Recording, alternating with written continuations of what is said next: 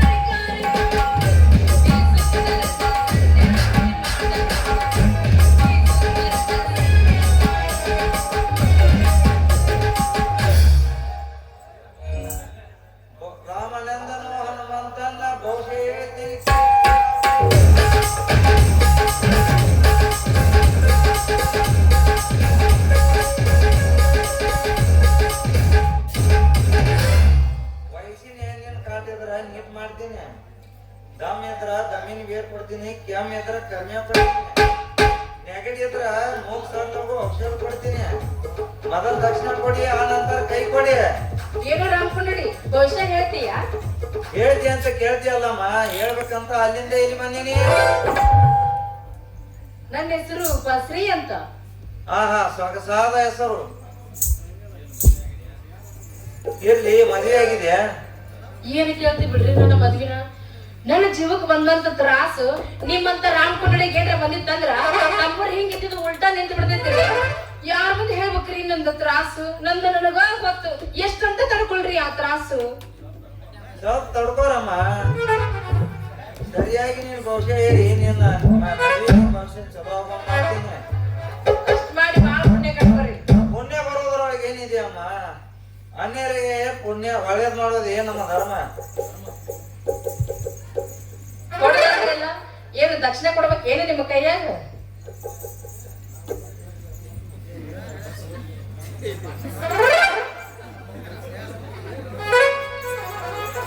ತಗೋರಿ, ಹೆಂಗಾದ್ರ ನಮ್ ಕೈ ನೋಡಿ ಭವಿಷ್ಯ ಹೇಳಿ. ದಕ್ಷಿಣ ಅಲ್ಲಮ್ಮ, ಮೊದಲು ನೀನು ಕೈ ಕೊಡು. ಯಪ್ಪ, ನನ್ನ ಕೈ ಕೊಡ್ಬೇಕ? ಬ್ಯಾಡ್ರಿಪ್ಪ, ನಮ್ಮಪ್ಪ ನಿಮ್ ಕೈಯಾಗ ನನ್ ಕೈ ಕೊಡ್ಬ್ಯಾಡ ಅಂತ ಹೇಳನ್ರಿ. ಹರೇ ರಾಮ್ ಶ್ರೀರಾಮ್. ಹೆಣ್ಮಕ್ಳು ಮನಿ ಕೆಲಸ ಮಾಡಿ ಎಲ್ಲಾ ಗೆರಿ ಒಳಗ್ ಹೋಗಿರ್ತಾವ. ಈ ರೀತಿ ಹಿಚ್ಕೆ ಹಿಡಿದ್ರನ ಗೆರಿ ಎದ್ದು ಬಂದು ಹೊರಗೆ ಬರ್ತಾವ. ಮತ್ ಚಂದ ನನ್ನ ಭವಿಷ್ಯ ನೋಡಿ ಹೇಳ್ಬೇಕ್ರಿ.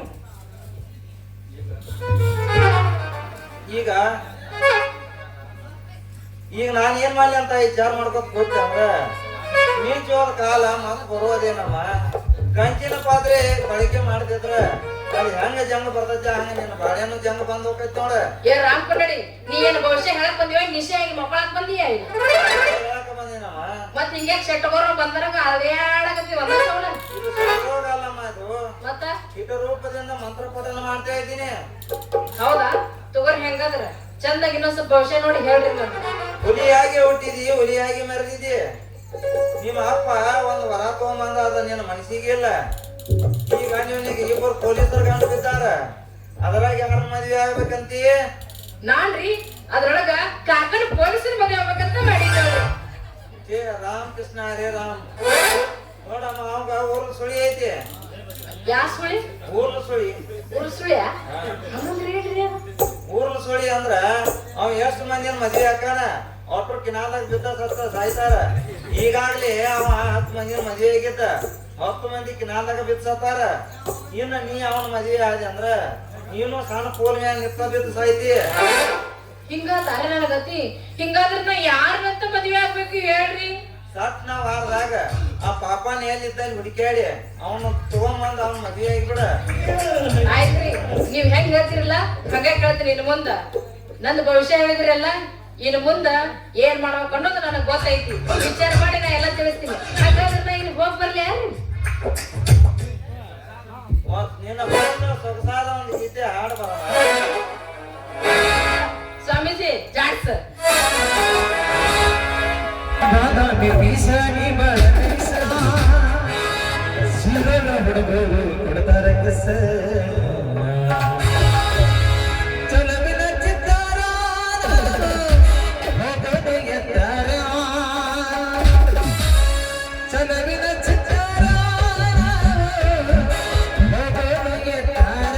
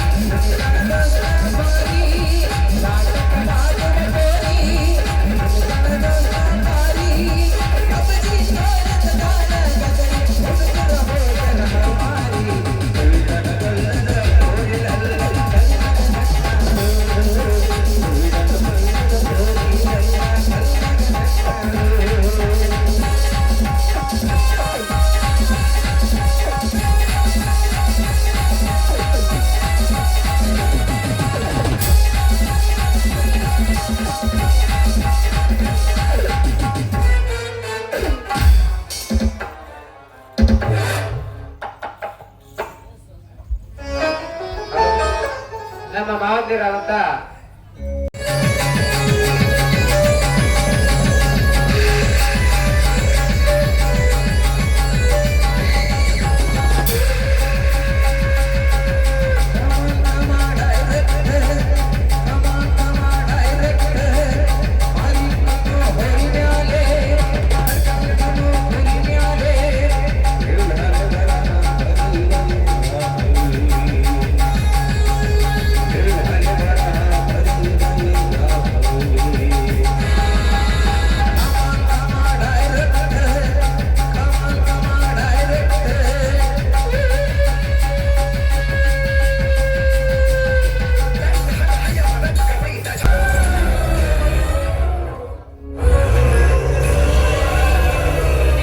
ಚಿಕ್ಕಪ್ಪ, ನಮ್ಮ ಚಾಣಾಕ್ಷತನದಿಂದ ಇದುವರೆಗೂ ನಾವು ಮಾಡುತ್ತಿರುವ ಎಲ್ಲ ಕಾರ್ಯಗಳು ನಾವು ಭಕ್ತ ಸಾಗಿದವು. ಹೊಸ ಇನ್ಸ್ಪೆಕ್ಟರ್ ಬಂದಿದ್ದಾರೆ ಎಂದು ನಿಮಗೆ ಅನುಮಾನವೇ ಇರಬೇಕು. ಹೌದು ಹೌದು ಹೌದು ನನ್ನ ಹತ್ತಿರದಲ್ಲಿ ಇನ್ಸ್ಪೆಕ್ಟರ್ ಅಷ್ಟೇ ಎಸ್ಪಿ ಬಂದರೆ ನನ್ನ ಕೈವಶದಲ್ಲಿ ಬಿದ್ದುಕೊಂಡಿರಬೇಕು.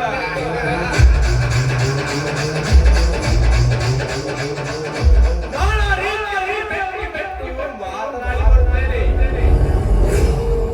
ನೀನು ನಿನ್ನ ಕೆಲಸ ನಿಲ್ಲಿಸಬೇಡ.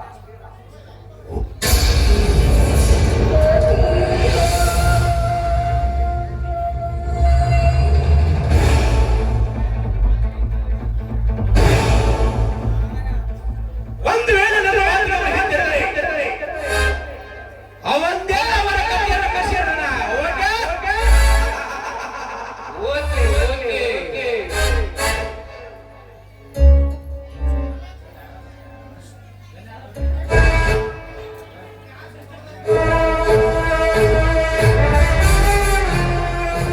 ಚಿಕ್ಕಪ್ಪ, ಅವನು ಯಾವ ಇನ್ಸ್ಪೆಕ್ಟರ್ ಬಾಬು ಗಾಡಿಗಳನ್ನು ಹಿಡಿದು ಹಾಕಿದ್ದಾನಂತೆ.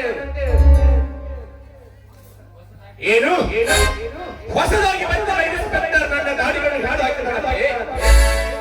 ಧರ್ಮೇಂದ್ರ,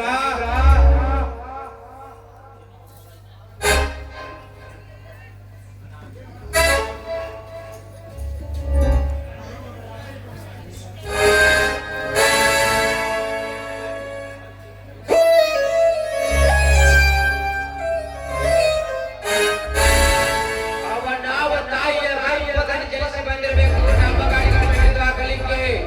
ಚಿಕ್ಕಪ್ಪ, ಇದರ ಬಗ್ಗೆ ವಿಚಾರಿಸಲೇಬೇಕು. ಭೀಮಾ, ಲೇ ಭೀಮಾ, ಅಪ್ಪಣೆನೇ ಹೋಗಲಿ. ಆ ಬಿಡಾಡಿ ನನ್ನ ಮಗ ನನ್ನ ಗಾಡಿಗಳನ್ನು ಹಿಡಿದು ಹಾಕಿದ್ದಾನಂತೆ. ಒಳ್ಳೆಯ ಮಾತಿನಿಂದ ಬಿಡುತ್ತಾನೋ ಅಥವಾ ಇಲ್ಲೋ ಕೇಳು.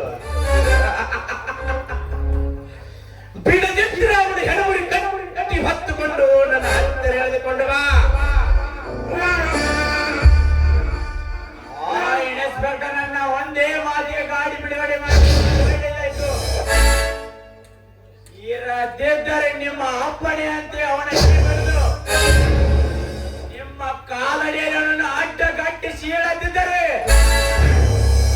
ನನ್ನ ಹೆಸರು ಕೊಡ್ಲಿ ಭೀಮನೇ ಅಲ್ಲ.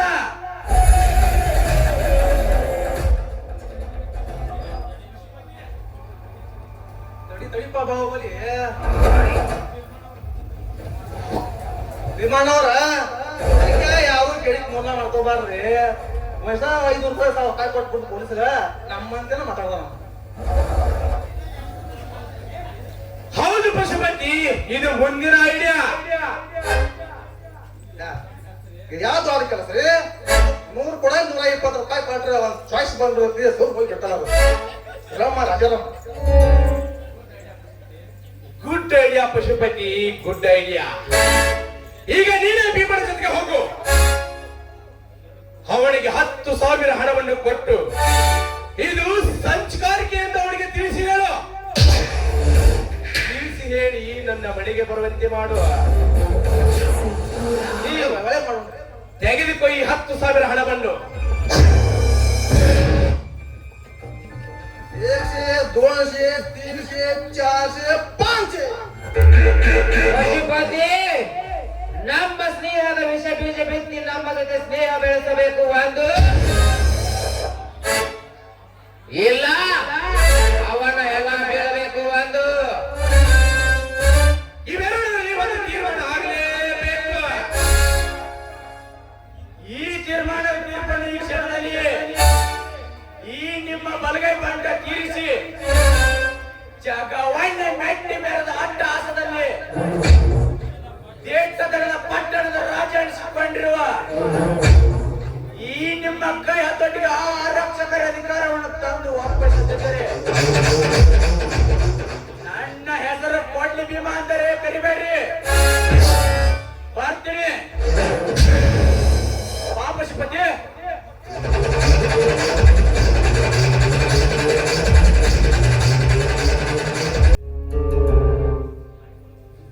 ಜಯಶ್ರೀ ಹೇಳಿದ ಹಾಗೆ ಇವನ ಕೊರಳಲ್ಲಿ ಮಚ್ಚಿ ನನ್ನ ಮಗನಂತೆ ಕಾಣುತ್ತಿರುವನಲ್ಲ.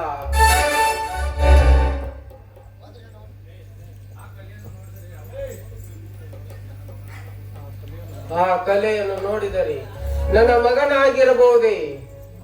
ಹೌದು. ಇವನ ಕಣ್ಣು ಕೈ ಬೆರಳು ಮೂಗು ನೋಡಿದರೆ ನನ್ನ ಮಗನ ಹೌದು. ಕರ್ಮೇಂದ್ರ, ಮಗು ಕರ್ಮೇಂದ್ರ. ಇದೇನು ಚಿಕ್ಕಪ್ಪ ಈ ತಿರುಕನ ಮಾತು? ತಿರುಕನಲ್ಲ ಮಗನೇ, ನಾನಿನ್ನ ತಂದೆ. ಪಾಪ ಮುದುಕನಿಗೆ ಎಲ್ಲೋ ತಲೆ ಭ್ರಮೆಯಾದಂತೆ ಕಾಣುತ್ತದೆ. ಯಾಕೆ ವಿಶ್ವನಾಥ ನಿನ್ನಿಂದ ದೂರಾದ ನೀನು? ವಿಶ್ವನಾಥ ದೂರ ಆಗಿಲ್ಲ ಮಗನೇ, ನನ್ನಿಂದ ನೀನ್ ದೂರ ಆಗಿದ್ದೀಯಾ?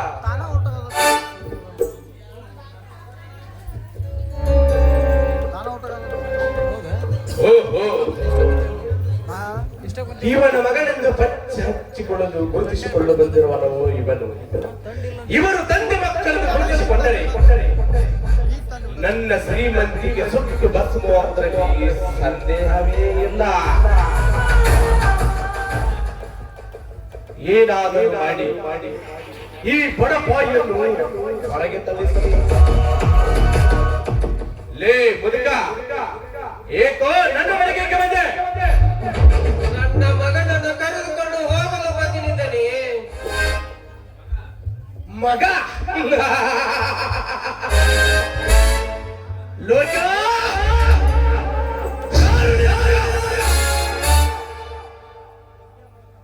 ಬಡತನದಲ್ಲಿ ಬೇಕು ಭವನ ತೀರುಗಳ ರಕ್ತವನ್ನು ಕುಡಿಯಲು ನಿನ್ನ ಮಗನನ್ನು ಹಚ್ಚಿ ಅವನಿಂದ ಸಾಕಷ್ಟು ಹಣವನ್ನು ಸಂಪಾದಿಸಿಕೊಂಡು ಇಂದು ಹುತ್ತನಾಕಾರವಾಗಿ ನನ್ನ ಮನೆಗೆ ಬಂದು ನನ್ನ ಅಣ್ಣನ ಮಗನಿಗೆ ನಿನ್ನ ಮಗನೆಂದು ಹೇಳ್ತಿರುವಿಯಲ್ಲ, ಇವನೇನು ಬಜಾರದಲ್ಲಿಟ್ಟು ಮಾರುವ ಪಶುವೆಂದು ಬಸವಲ್ಲಂದನೇ ಜನ್ನಿಂದ ಜನಿಸಿದ ಎರಡನೇ ನನ್ನ ಮಗ ಕಾಸಿ.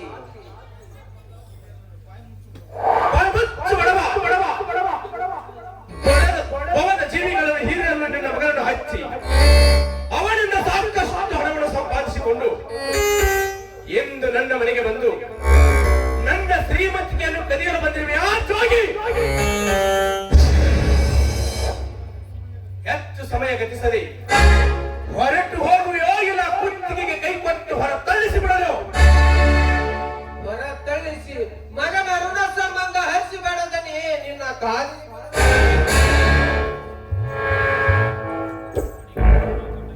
ಅವನಿಗೆ ಜನ್ಮ ಕೊಟ್ಟ ಕರಳು ಒತ್ತಿ ಒತ್ತಿ ಎನ್ನುತ್ತಿದೆ. ಇವನೇ ನನ್ನ ಮಗನೇ.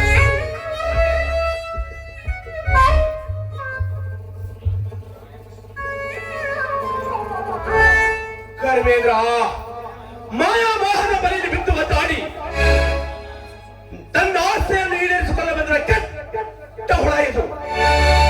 ಇದನ್ನು ಹಾಗೆ ಬಿಡಬೇಡ. ಜೇನು ನೊಣಗಳು ಕೂಡಿ ಜೇನನ್ನು ಸಂಗ್ರಹಿಸಿದಂತೆ ಇಂದು ನನ್ನ ಶ್ರೀಮಂತಿಕೆಯನ್ನು ಕದ್ದೊಯ್ಯಲು ಬಂದಿರುವ ಕೆಟ್ಟ ಹುಳ ಇದು.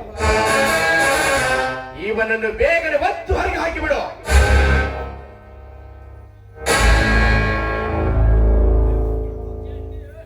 ಏನು ಬಡವ, ಎಂದೊಮ್ಮೆ ನನ್ನ ಹಣ ತುಂಬಿದ ಸುಟ್ಕೇಸನ್ನು ಕದ್ದುಕೊಂಡು ಹೋಗಿ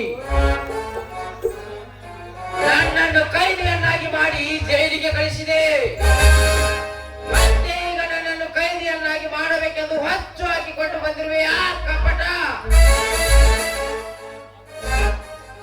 ಒಳ್ಳೆಯ ಮಾತಿನಿಂದ ಹೊರಟು ಹೋಗುವೆಯೋ ಅಥವಾ ನಿನ್ನನ್ನು ಒತ್ತು ಸಾಯಿಸಿ ಬಿಡ್ಲು? ಸಾಯಿಸಿದ್ರೆ ಚಿಂತಿಲ್ಲ ಮಗನೇ.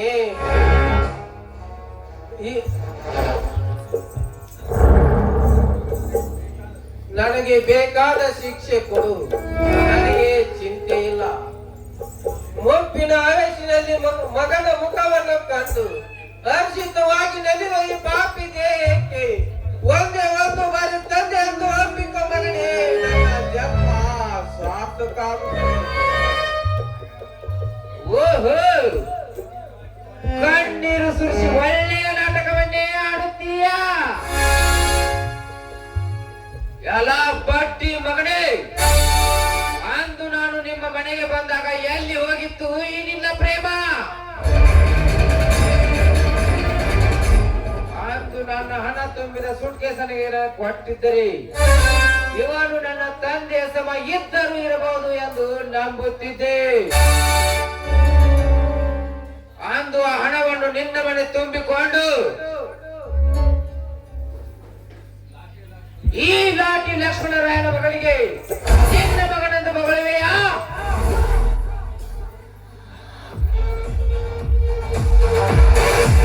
ನಾಚಿಕೆ ಆಗುವುದಿಲ್ಲವೇ ನಿನ್ನ ಹೇಸಿ ಜನ್ಮಕ್ಕೆ?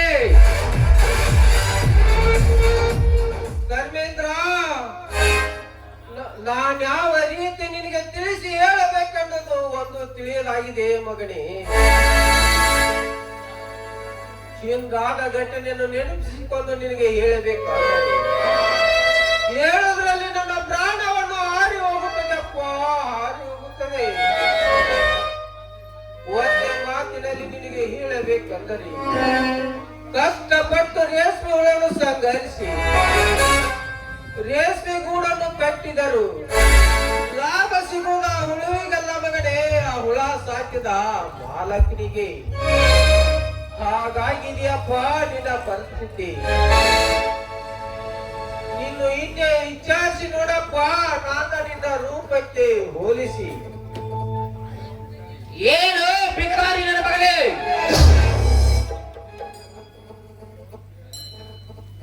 ನಿನ್ನ ವೇದಾಂತ ಕೇಳಲಿಕ್ಕೆ ನೀನು ಕಾಲಶಾಸ್ತ್ರಜ್ಞರ ಮನೆ ಎಂದು ತಿಳಿದಿರುವೆಯಾ? ಅದು ಅಲ್ಲದೆ ನಿನ್ನ ರೂಪಕ್ಕೆ ಹೋಲಿಸಿ ಮಾತನಾಡುವೆಯಾ ಮಗಳೇ? ನನ್ನಂತೆಯೇ ನಿನ್ನ ರೂಪವಿರಬೇಕಾದರೆ ನೀನು ನನ್ನ ತಂದೆಯ ಸೂಳೆ ಮಗನೇ ಆಗಿರಬೇಕು.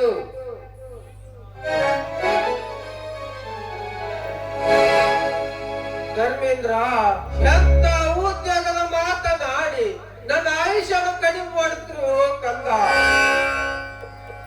ನೀ ಹೊಡೆ, ಸಾಕಷ್ಟು ಹೊಡೆ, ನಿನ್ನ ಮನ ತೃಪ್ತಿ ಆಗುವವರೆಗೂ ಹೊಡೆ. ಜನ್ಮ ಕೊಟ್ಟ ಕರಳು ಕತ್ತರಿಸುವವರೆಗೂ ಹೊಡೆ. ಕೋಪವಿಲ್ಲ. ನೀ ನನ್ನ ಮಾತನ್ನು ಕೇಳಿ ಅಗ್ನಿ ಕೊಂಡದಂತೆ ಈ ಮನೆಗೆ ಇದ ಹೇಳಿ ನನ್ನ ಜೊತೆ ಬಾರಪ್ಪ, ನಿನ್ನ ಕಾಲಿಗೆ ಬೀಳುವೆ. ಸರಿಯಾಚೆ ಬದ್ಮಾಸ್ ನನ್ನ ಮಗನೇ.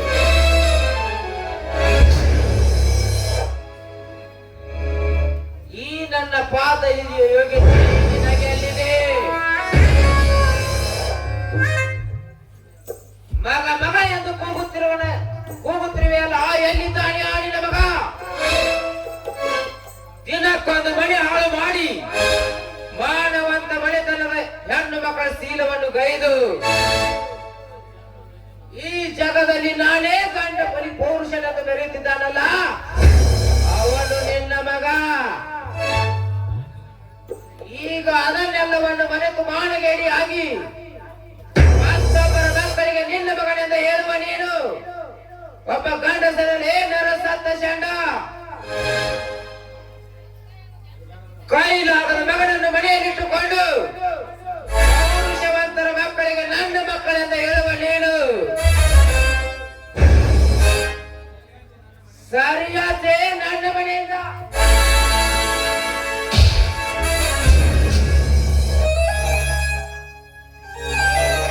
ಶ್ರೀಕೃಷ್ಣ ಪರಮಾತ್ಮ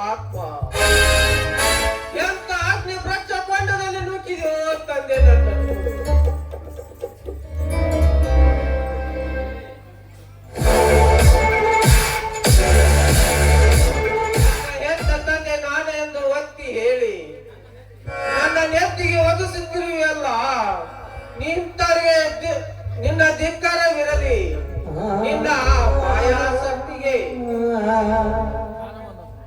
ಕರ್ಮೇಂದ್ರ ಏನು ಕೇಳುತ್ತಾ ನಿಂತಿರಲಿ ಈ ದುರ್ಗನ ಮಾತನ್ನು. ಬೇಗ ನಿಮ್ಮನ್ನು ಒತ್ತು ಹೊರಗೆ ಹಾಕಿಬಿಡು. ಹೋಗುವೆ ಧರ್ಮೇಂದ್ರ, ಹೋಗುವೆ. ಹೋಗು ಮುಂಡ ನಿನಗೊಂದು ಮಾತು ಹೇಳಿ ಹೋಗುವೆ. ಇಷ್ಟೆಲ್ಲ ಅನ್ಯಾಯ ಅಕ್ರಮ ಮಾಡುತ್ತಿರುವ ನಿನ್ನ ಹೊಟ್ಟೆ ಮೇಲೆ ಕಾಲಿಟ್ಟು ನಿನ್ನ ರಕ್ತ ಈ ಭೂಮಿಗೆ ಹರಿಸದಿದ್ದರೆ ನಾನು ಅಪ್ಪನ ಮಗನೇ ಅಲ್ಲೆಂದು ತಿಳಿದಿದ್ದೆ. ಬರ್ತೀನಿ ಗೌಡ, ಸಿದ್ದಪ್ಪಗೌಡ, ಬರ್ತೀನಿ.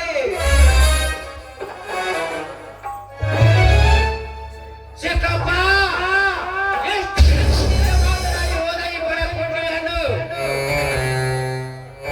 ಹಾಗೆ ಬಿಡಬಾರದಾಗಿತ್ತು. ಬಿಡದೆ ಬಂದೂಕಿನ ಲೈಸೆನ್ಸ್ ಒಳಗಾಗಿ ಬಂದೂಕು ಡಿಸಿ ಆಫೀಸಿನಲ್ಲಿ ಬಿದ್ದಿದೆ. ಧರ್ಮೇಂದ್ರ ಮುಂದೊಂದು ದಿನ ಇವರ ರಕ್ತವನ್ನು ಹರಿಸದೆ ಬಿಡುವುದಿಲ್ಲ.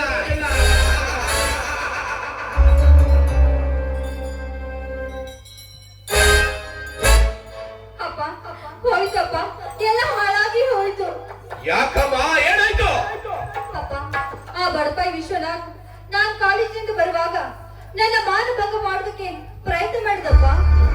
ಏನು ಆ ಬಡಪಾಯಿ ವಿಶ್ವ ನಿನ್ನ ಮಾನಹಾರ ಮಾಡೋದಕ್ಕೆ ಪ್ರಯತ್ನಿಸಿದ್ರೆ ಲೇ ವಿಶ್ವ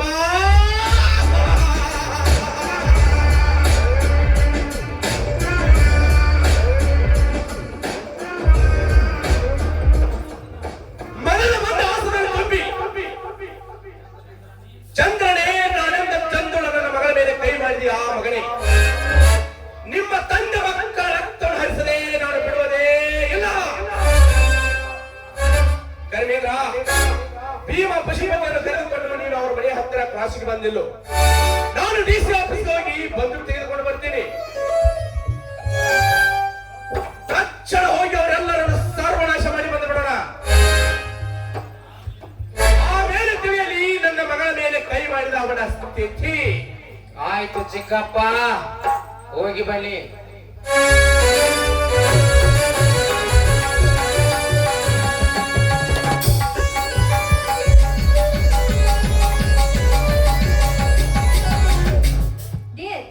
ಹೇಗಿತ್ತು ರಾಜಶ್ರೀ, ನಿನ್ನ ಐಡಿಯಾದಂತೆ ಎಲ್ಲ ಕಾರ್ಯಗಳು ಸಫಲವಾಗಿ ಸಾಗಿದ್ರಿ. ನಮ್ಮಿಬ್ಬರ ಅಮರ ಪ್ರೇಮ ಹೀಗೆ ಮುಂದುವರಿಯುವುದರಲ್ಲಿ ಸಂದೇಹವೇ ಇಲ್ಲ. ಆಮೇಲೆ ನೋಡುವೆ ಈ ಕರ್ಮೇಂದ್ರನ ಕಪಟ ನಾಟಕದ ಕಾರ್ಯಸ್ಥರವನ್ನು. ನಿಮ್ಮ ನಾಟಕದಲ್ಲಿ ಮುಖ್ಯ ಪಾತ್ರ ವಹಿಸಿದೆ ಅಷ್ಟೇ. ಇದನ್ನೇನು ಮಾತನಾಡುತ್ತೀವಿ ರಾಜಶ್ರೀ? ನೀನು ಮುಖ್ಯ ಪಾತ್ರ ವಹಿಸಿದರಲ್ಲವೇ ಕಷ್ಟಪಟ್ಟ ತೀರ್ಕೊಂಡು ನಾಟಕ ಮುಂದುವರಿಯುವುದು. ಅದರಲ್ಲಿ ನೀನೇ ಹೀರೋಯಿನಿ, ನಾನೇ ಹೀರೋ. ಆಮೇಲೆ ಸಾಗಲಿ ನಮ್ಮಿಬ್ಬರ ರೈಲು ಬಂಡಿ. ಆ ವಿಶ್ವನಾಥನ ಅಂತ್ಯಕ್ರಿಯೆಗೆ ಹೋಗುವ ಮುನ್ನ ಒಂದು ಸಂತಸದ ಗೀತೆಯನ್ನಾಡಿ ಮನತನಿಸಲಿ. ದೊರೆಗಳ ಮಾತನ್ನು ಮೀರುವುದುಂಟೆ.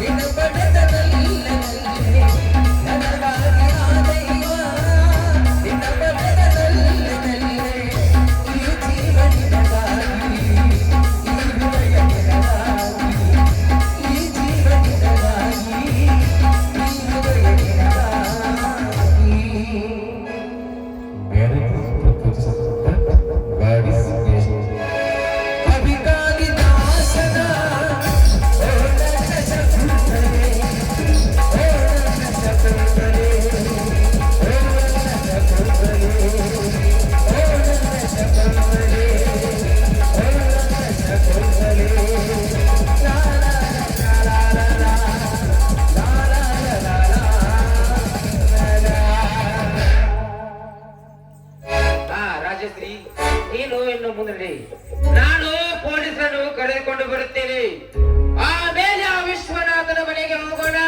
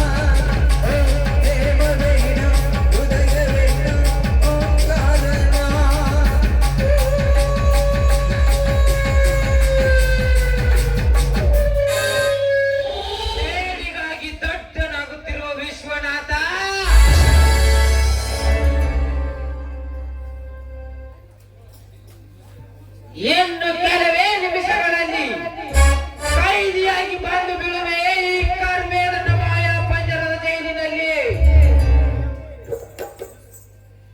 ಮಾಯಾ ಮೋಹಿನಿಯ ಹೂದೋಟದಲ್ಲಿ ತುಂಬಿಯಾಗಿ ಹಾರಾಡಿ ಆ ರಮ್ಯರನ್ನು ವಿಳಂಬವಾಗಿ ಆಲಂಗಿಸಿರುವ ಈ ಕಾರ್ಮೇದನ ಬಗ್ಗೆ ನಿನಗೆ ಅಂತೂ ತಿಳಿಯುತ್ತದೆ.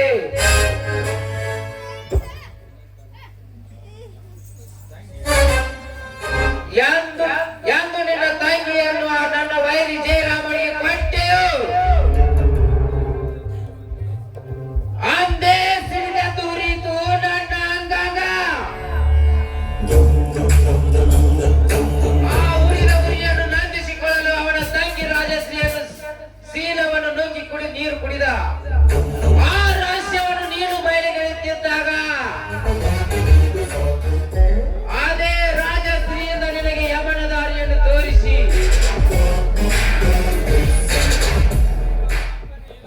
ಈಗ ಅವರಪ್ಪನಿಗಿಂತ ಕರಾಳ ಸರ್ಪವಾಗಿ ನಿಂತಿರುವ ನಿನ್ನ ಹಾಗೂ ಜಯರಾಮನನ್ನು ಕೊಲೆಗೈದು ನಿಮ್ಮಿಬ್ಬರ ತಂಗಿಯರ ತಾಳಿಗೆ ಚಂದ್ರಮನಾಗಿ ಮುಪ್ಪಾಗಿ ಮುಪ್ಪಿಡುತ್ತಿರುವ ನಿಮ್ಮಿಬ್ಬರ ತಂದೆಯರನ್ನು ಕೊಲೆಗೈದು ನಿಮ್ಮಿಬ್ಬರ ಎಲ್ಲರ ಸರ್ವ ಆಸ್ತಿಯನ್ನು ಎತ್ತಿ ಹಾಕಿ ನಾನೇ ಒಡೆಯನಾಗಿ ಮೆರೆದಿದ್ದರೆ ನನ್ನ ಹೆಸರು ಕರಿನಾಗರ ಜಾತಿಯ ಕರ್ಮಗೆಟ್ಟ ಕರ್ಮೇಂದ್ರನೇ ಅಲ್ಲ.